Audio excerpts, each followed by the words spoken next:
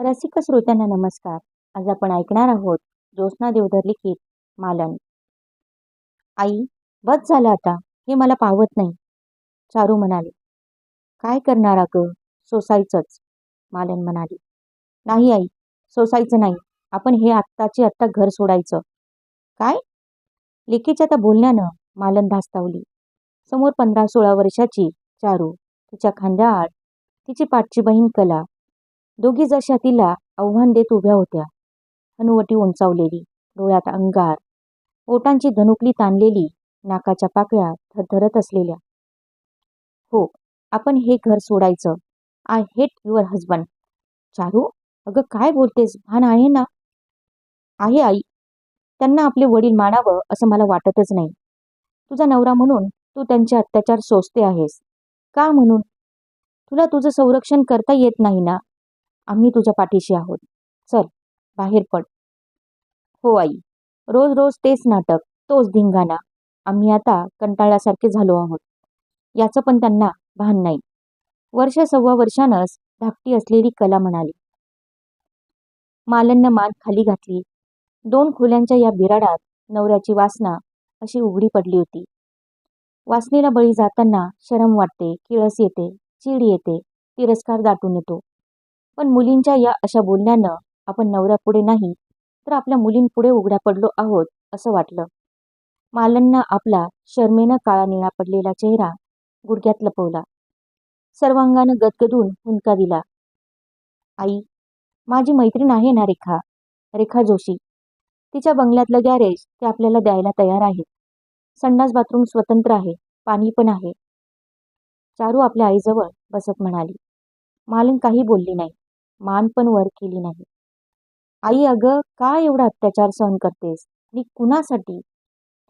काल तर तुला बाबांनी मारलं, शिव्या दिल्या घाणेरड्या. तेव्हाच मी दार ढकलून तुला बाबांच्या तावडीतून सोडवणार होते. खूप राग येतो ग. असू दे, मुलींनी या भानगडीत पडायचं नसतं. मालन कसंबसं म्हणाली. आई, उठ आता, विचार करू नकोस. आम्ही तुझ्या पाठीशी आहोत. चल, या घराबाहेर पड. तुझे हाल आम्हाला पाहवत नाहीत. चारूच्या आवाजात, स्पर्शात खूप माया होती, काळजी होती. घराबाहेर पडण्यापूर्वी विचार करायला हवा. मला पण खूप वीट आलाय सगळ्याचा. पण माझ्या सुखासाठी तुमची फरफट कशी करू? तुमचं अजून शिक्षण, लग्न सर्वच व्हायचं आहे. प्रमोद तर अजून लहानच आहे, काय लागत नाही. महागाई किती झाली याची तुम्हा मुलींना कल्पना आहे? आम्ही त्याचाही विचार केलाय. तू आम्हाला जन्म दिलास, प्रेमानं वागवलंस, शिकवलंस, लहानाचं मोठं केलंस. आता तुझं कर्तव्य संपलं. आमचं कर्तव्य सुरू झालंय आणि आम्ही ते करणार आहोत. मालननी वर मान करून आपल्या देखण्या मुलीकडे पाहिलं. तिचा ऊर अभिमानानं भरून आला. तिच्या अश्रू भरल्या डोळ्यात तारांगण उमटलं. काय करणार आहात तो मुलींनो तुम्ही? तिने विचारलं. आई, आम्ही सगळं ठरवून टाकलंय. बाबा फिरतीवर गेले की या घरातली आपल्याला हवी ती भांडी, फर्निचर, धान्यधुन्य तिकडे न्यायचं. अंथरून पांघरून कपडे लत्ते, अगदी साबणाचे पुडे पण. हो, आपल्याला पैशांची बचत करावीच लागणार. आई, आपली इस्त्री टेबल पण न्यायचं. हल्ली शाळेतल्या मुलांना सुद्धा इस्त्रीचे कपडे लागतात. कला कपडे गोळा करेल, पोहोचवेल, तू इस्त्री करायची. रेखाचे वडील मला त्यांच्या स्पेअर पार्टच्या कारखान्यात काम देणार आहेत. Part time job. चारू म्हणाली. बाबांनी दर महिन्याला पैसे द्यायला काय हरकत आहे आपल्याला?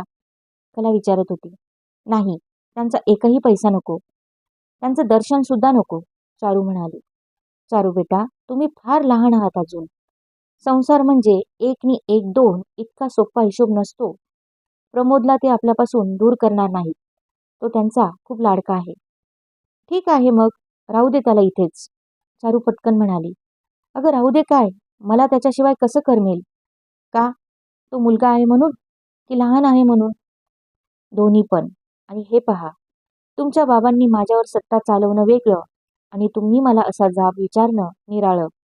जरा मर्यादा सांभाळून वागावं माणसानं. मोठ्यांनी सगळ्या म्हणजे सगळ्याच मर्यादा सोडल्या तरी? चारू, पुरे आता. मी विचार करीन. एकदम असे घराबाहेर पडता येणार नाही. जा, आपापल्या उद्योगाला लागा.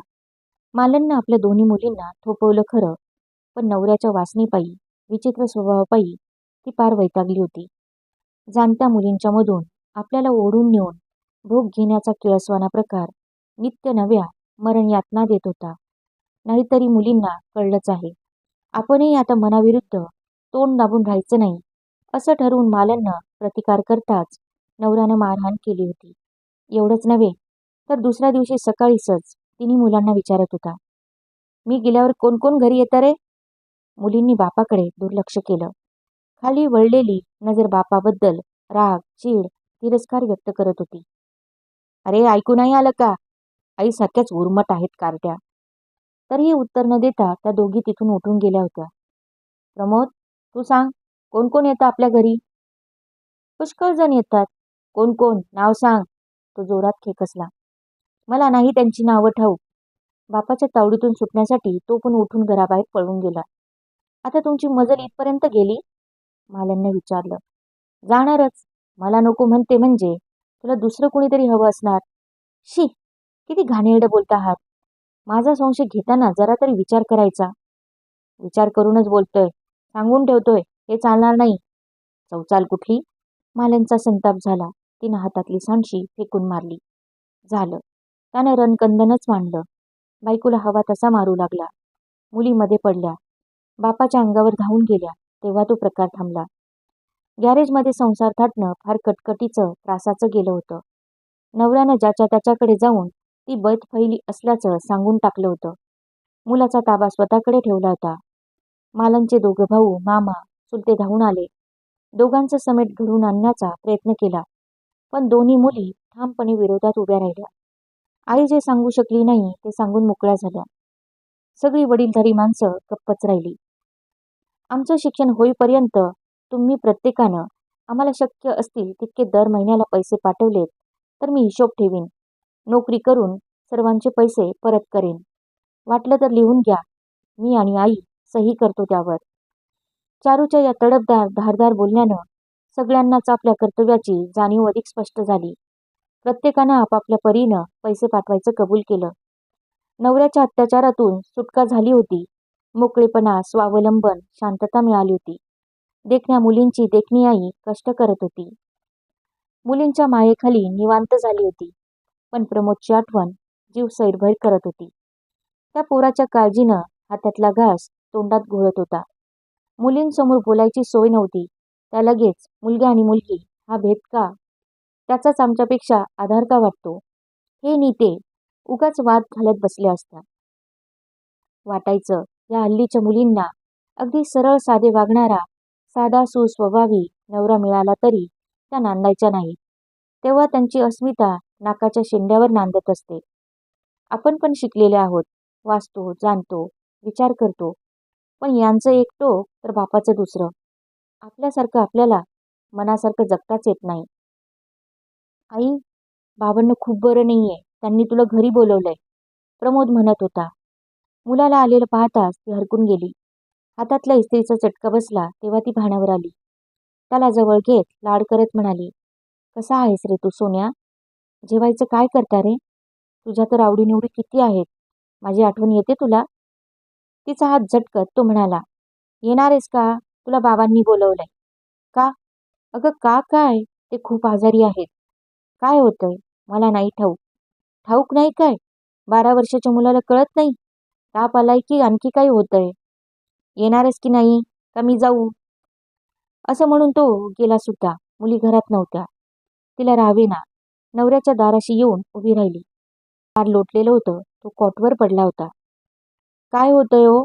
असं म्हणताच ती त्याच्या कॉटवर त्याच्या शेजारी बसली. त्याच्या कपाळावर हात ठेवला. काय होतंय तुम्हाला? तिने परत विचारलं. आलीस? मला वाटलंच होतं तुझा जीव राहायचा नाही.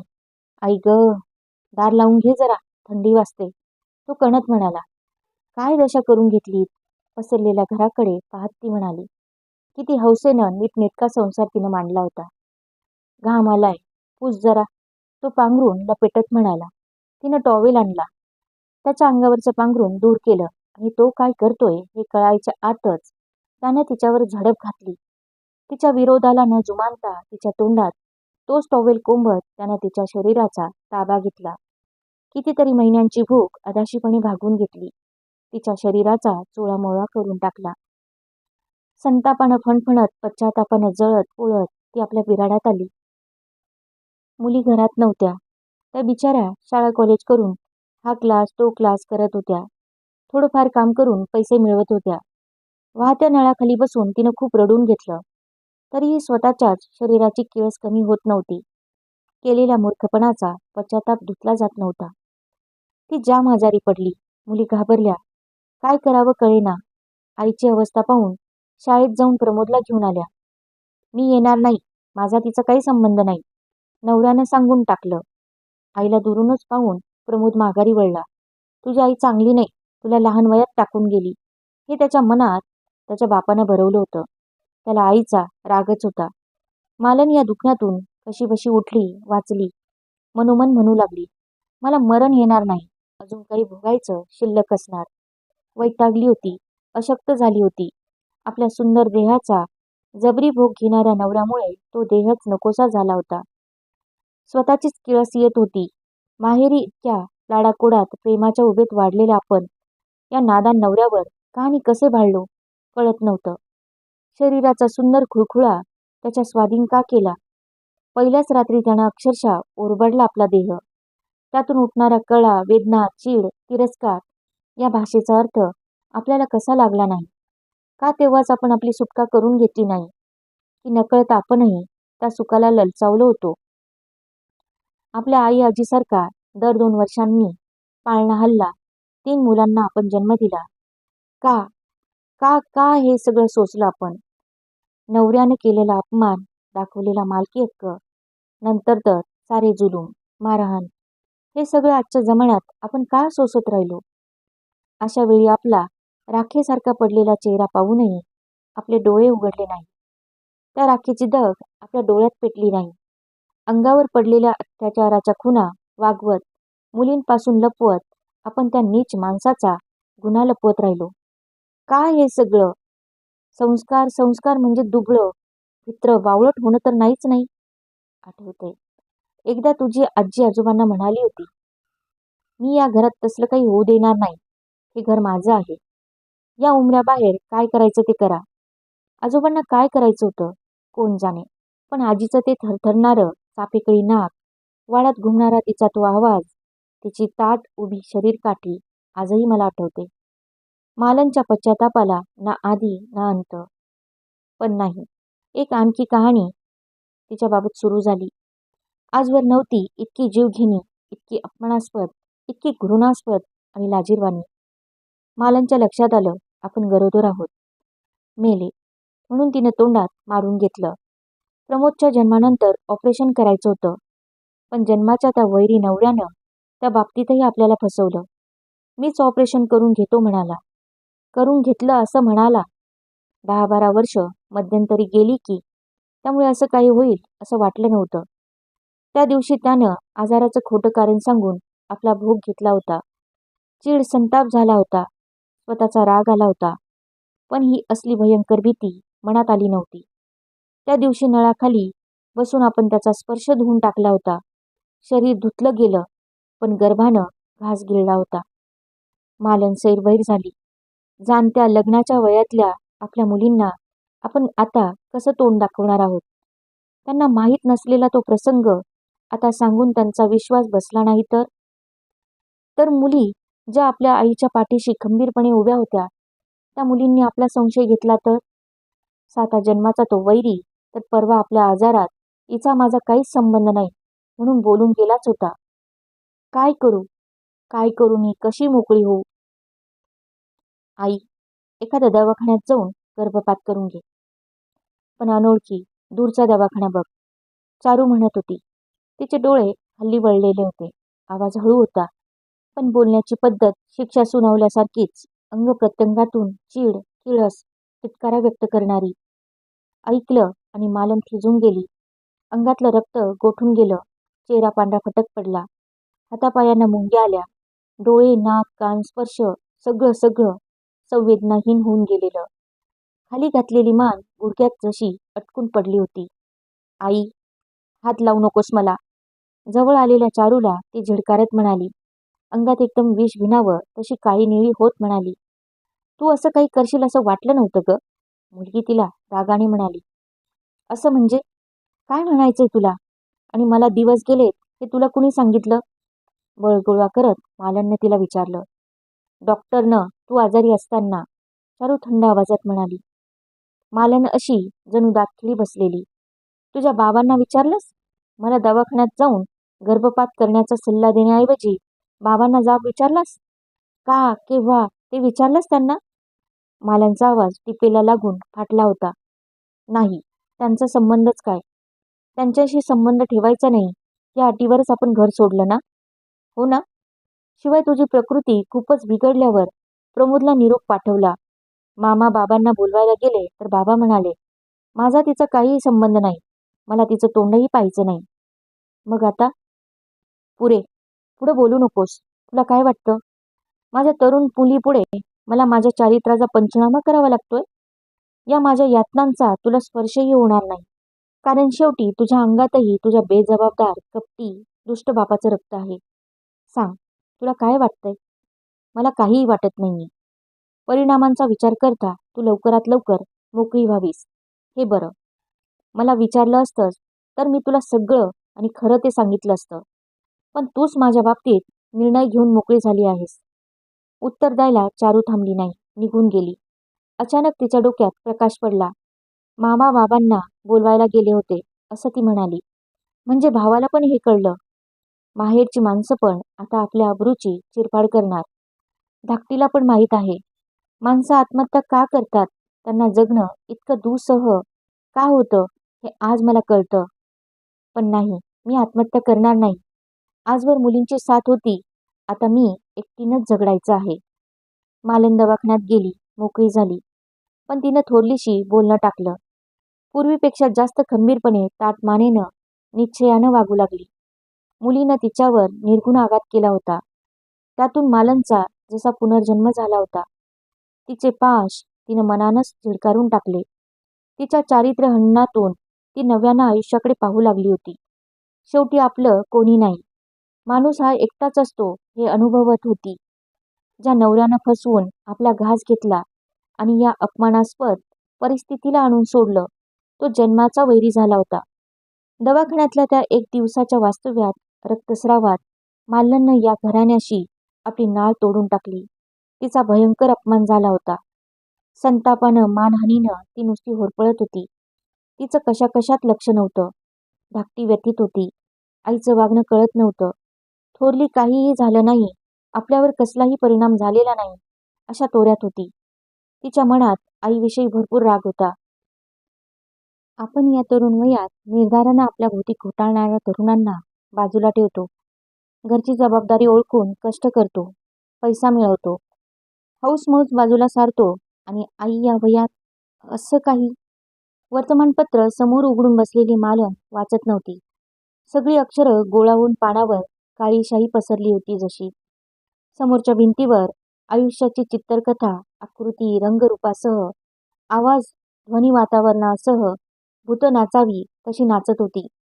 मालननं आपले डोळे टिपले. कुठं स्वयंपाकीन, कुठं सोबतीन, कशीही नोकरी मिळाली, तिथं राहायची सोय झाली तर हवी होती. आता चारूच्या संगतीत राहणं केवळ असह्य झालं होतं. पोटचा गोळा परका झाला होता.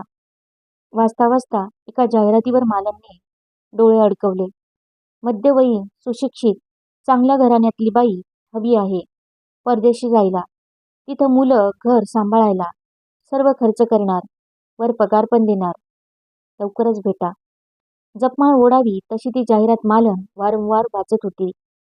पटकन उठली, आवरलं, छानशी साडी नेसली. त्या पत्त्यावर भेटायला निघाली तातडीनं. दुसरी कुणी निवडायच्या आधी आपण जायला हवं या घाईनं निघाली. रिक्षाचं मीटर वाढत होतं, उलाघाल होत होती. माणसं कशी असतील, कोण असतील? पुरुष माणूसच फक्त असेल की बाई माणूस पण असेल? बाई माणूस नसेल तर जायचं नाही. घाईघाईनं निघताना जे विचार डोक्यात आले नव्हते ते आता छळत होते, निराश करत होते, नर्वस करत होते. दार वाजवलं. धडधडत्या काळजानं समोर कोण येतंय म्हणून देवाचा धावा करत राहिली. मी मी तुमची जाहिरात वाचून आले कामासाठी. या ना, या. नीटनेटक्या मालनकडे पाहून ती बाई खुश झाली. तिला बाईची अत्यंत गरज होती. सर्व चौकशी केली, विचारपूस झाली. लगेचच निघायचं होतं. तुमचे 5-6 फोटो आणून द्या. पासपोर्ट व्हिसा काढायला हवा.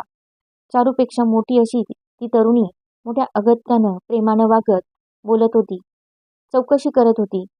माझ्या 2 बछड्यांसाठी तुमच्यासारखी आजी मिळाली तर खुश होतील. तिथे कामाला माणूस मिळत नाही. आम्ही तुम्हाला अगदी घरच्यासारखं वागू असं म्हणत होती. मालनला राहून राहून आश्चर्य वाटत होतं. ही बाई आपल्या माणसांची फारशी चौकशी करत नाहीये. बरं झालं एक प्रकारे. खरं सांगता आलं नसतं. खोटं बोलता आलं नसतं. आईचं बदललेलं वागणं पाहून चारू चकित झाली होती. आई खोलवर दुखावली गेली हे खरं, पण खरं काय ते सांगत का नाही? आईच्या पर्समध्ये आईचे फोटो पाहून तर ती चक्रावून गेली. आई कुठे जाते, काय करते याचा शोध घेण्याचा ध्यासच तिच्या मनाने घेतला होता. आई, फोटो का काढलेस? हां. का? कशासाठी? वाटलं होतं उलट बोलावं, वाकडं बोलावं, तुला काय करायचं म्हणून विचारावं. पण आता आपण यांच्यापासून खूप दूर जाणार आहोत. कशाला दुखवावं? म्हणून ती म्हणाली. मी परदेशी जाते. परदेशी? चारू उडालीच. हो. आता इथं राहावं असं मला वाटत नाही. माझ्या इथे कोणीच नाही. आई, पण मला न सांगता कशाला आणि कुणाबरोबर निघालीस? चारू, तू हे सगळे प्रश्न विचारण्याचे अधिकार गमावून बसली आहेस. तुला का म्हणून सांगायचं, विचारायचं? तुम्हा तरुण मुलींना अस्मिता फक्त आपल्याजवळ असते असं वाटतं. स्वतःचे निर्णय अखेरचे वाटतात. स्वावलंबन, स्वातंत्र्य, व्यक्तिमत्वाची जाण असणं म्हणजे दुसऱ्यावर अविश्वास दाखवणं, त्यांचा अपमान करणं, दुरुत्तर करणं, उर्मटपणा, बेजबाबदार वागणं असं नव्हे ग. तुला तुझ्या बापाच्या वर्तनाची चांगली ओळख होती. तूच मला त्या घरातून बाहेर काढलंस. का? तर तुला तुझ्या आईचा छळ पावत नव्हता. आईवर प्रेम होतं. आई कशी आहे हे तुला चांगलं माहीत होतं. पण शिकलीस, मिळवायला लागलीस, स्वतंत्र झालीस. पण आपल्या बापासारखी स्वार्थी, एकांगी विचाराची, शिष्ट, आढ्यखोर झाली. समोरची व्यक्ती तुच्छ, सामान्य, आपण ठरवू त्या लायकीची अशी तुझी वागणूक झाली. नाहीतर तू धाडस करून दवाखान्यात जा असं म्हणून माझा पाणउतारा केला नसतास. मोकळेपणा, स्वातंत्र्य म्हणूनही वडीलधाऱ्यांशी अशा काही गोष्टी बोलायच्या नसतात. जरा थांबली असतीस तर मीच तुला खरं काय घडलं ते सांगितलं असतं. तुझा आधार, सल्ला शोधला असता. आता या वयात, या परिस्थितीत मला तिटकारा असलेल्या नवऱ्यानं लादलेलं गर्भारपण मला नकोच होतं. पण निसर्गानंच स्त्रीला बळीचा घास बनवला आहे. गुन्हेगार ते, पण गुन्हेगार मी ठरले. आई, पण तू हे काही बोलू नकोस. याहून जास्त खुलासा करणं माझाच मी अपमान करून घेणं आहे. मी परदेशी असणाऱ्या जोडप्याबरोबर जाते आहे. त्यांच्या घराची, मुलांची देखभाल करायला. आई, मला क्षमा कर ग. मी चुकले, मला कळलं नाही. चारू, जाऊ दे, ती वेळ गेली. आता मी तुम्हा सगळ्यांपासून मनानंच खूप दूर गेले आहे. शरीराचा तुटलेला सांधा जुळतो, पण विटलेलं मन नाही जुळणार. धाकटीची जबाबदारी घे. तिथं मला पैसा मिळेल तो मी इकडे पाठवीन. अगं पण आई, हे सगळं फारच होतंय. तू सरळ आपला संसार माझ्यावर टाकून चाललीस. चारू जाम चिडली, वैतागली होती. मला वाटलं होतं इतकं सगळं ऐकून तू खजील होशील. शरम वाटेल तुला, पण नाही. तुझ्यात जे गुण आहेत असं मला वाटत होतं ते पण नाहीत. माझ्या संसारात आहे कोण? तू तर नाहीसच. तुझा बाप, भाऊ पण नाही. कला अजून तरी गप्प आहे. पण तिच्या घुमेपणाची, गप्प राहण्याचीही मला भीती वाटते. ती फार आतल्या गाठीची आहे. तिच्याशी बोलेन, तिला हवं तर. तिनं आपल्या वडिलांकडे जावं. ते आपल्या मुलांशी वाईट वागत नाहीत. तिचा त्यांना आधारच होईल. म्हणजे तुझं परदेशी जाणं नक्की? हो. हो लकी. आम्ही तरुण मुलं परदेशी जायला मिळावं, परदेशी कपडा, वस्तू मिळाव्यात म्हणून हपापलेलो असतो. मालनला बोलावं वाटलं नाही. हो लकी म्हणे. मूर्ख आहेत. झालं? सुदैव, सद्भाग्य इतक्या क्षुल्लक गोष्टींनी मोजता येत नाही हे हिला कळेल तेव्हा खरं. मालनला विमानतळावर पोचवायला कुणीच आलं नाही. त्यावेळी त्या तरुणीनं विचारलं, तुमचं कुणीच कसं काही आलं नाही निरोप द्यायला? मी एकटीच आहे. कुणी नाही इथं मला, मालन म्हणाली. डोळे तिचे भरून आले. ओ सॉरी, ती म्हणाली. पण मालनच्या एकटेपणाचा तिला आता मोठा आधार वाटला होता. त्या एअरपोर्टनं सॉरी शब्द लक्ष वेळा ऐकला होता. त्या भूमीनं लक्ष वेळा अश्रू पिऊन टाकले होते. वातावरण निर्विकार होतं.